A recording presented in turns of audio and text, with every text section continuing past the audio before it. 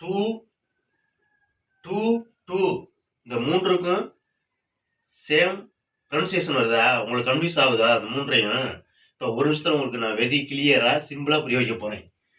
டூனா இல்லையா, செயல் திசையை குறிக்கிறதுக்கு பயன்படுது. For example, I want to study English. நான் ஆங்கிலம் படிக்க விரும்புகிறேன். நெக்ஸ்ட், டூனா எக்ஸ்ட்ரா ஆல்சோ வந்தா கூட, அதிகம். The bag is too heavy. அந்த பேனா, அந்த பை ரொம்ப கனமாக உள்ளது. The bag is too heavy. அந்த பை ரொம்ப கனமாக உள்ளது.